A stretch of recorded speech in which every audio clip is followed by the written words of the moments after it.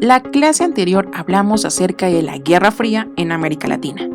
Pues, el día de hoy hablaremos sobre las dictaduras militares latinoamericanas.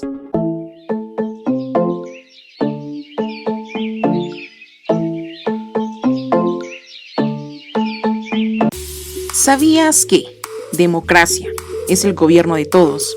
Dictadura es el gobierno de una sola persona o grupo minoritario. Represión es la acción por parte de una entidad estatal de controlar a la ciudadanía, particularmente con el propósito de restringir la capacidad de tomar parte en la vida política de una sociedad.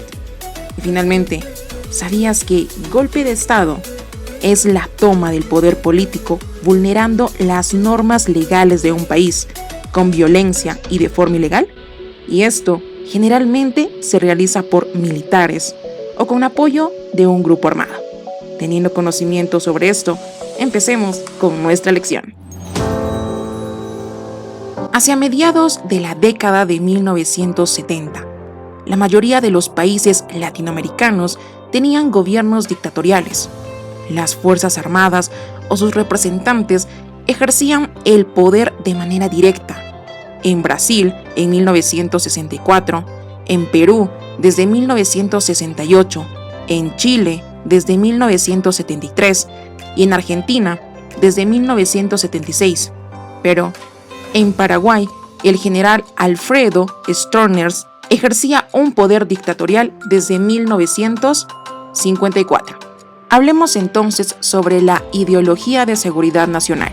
La doctrina de seguridad nacional fue una ideología desde la cual Estados Unidos, después de la Segunda Guerra Mundial y en el contexto de la Guerra Fría, buscaba consolidar su influencia sobre los países de América Latina. Para ello, estableció relaciones con las Fuerzas Armadas y estimuló un pensamiento político de derecha y también el anticomunismo. Todo esto en los países de la región. Asimismo, apoyó a sectores militares en la caída de regímenes latinoamericanos incapaces de enfrentar las convulsiones sociales.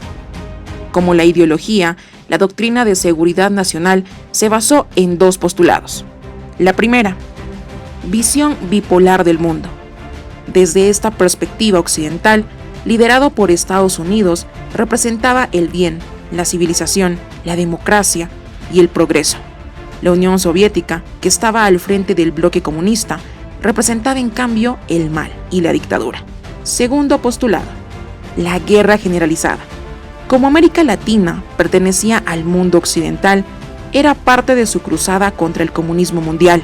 Esta guerra tenía un nuevo sentido, total, global, indivisible y permanente. Debido al comunismo, se infiltraba por todas partes. En consecuencia, se llegó a entender que todas las actividades individuales o colectivas eran actos de guerra a favor o en contra de la nación. No habían acciones neutras.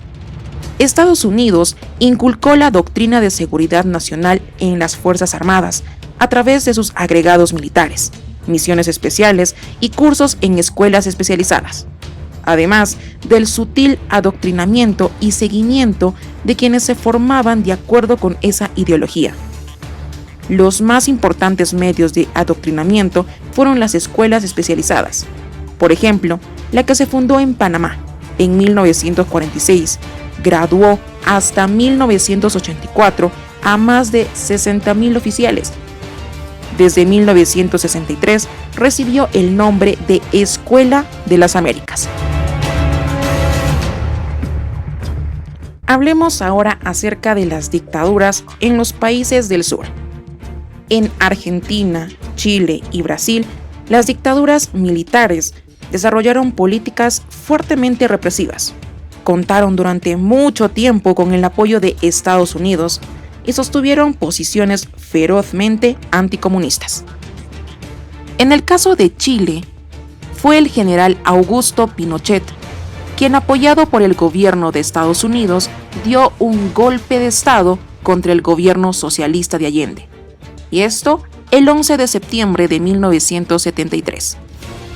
Para el historiador Jeffrey, el régimen militar de Pinochet reunía todas las características del Estado que defendía la doctrina de seguridad nacional. Fue represivo, antimarxista y hostil. Todo hacia la democracia.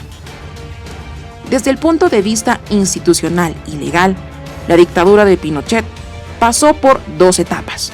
La primera, de 1973 a 1980, fue un gobierno militar bajo el mando de una junta presidida por el general Pinochet. Y la segunda, en 1980. Pinochet mandó promulgar una nueva constitución para legitimar su poder y a la vez institucionalizarse. Así se mantuvo en el poder hasta 1990.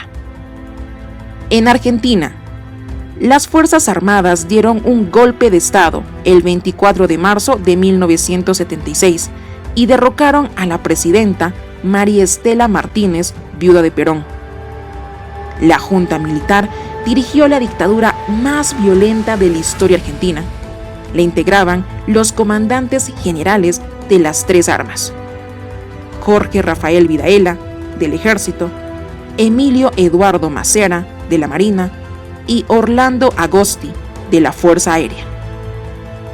El gobierno dictatorial, presidido por el general Videla, autotitulado Proceso de Reorganización Nacional, estuvo caracterizado por las repetidas violaciones de derechos humanos.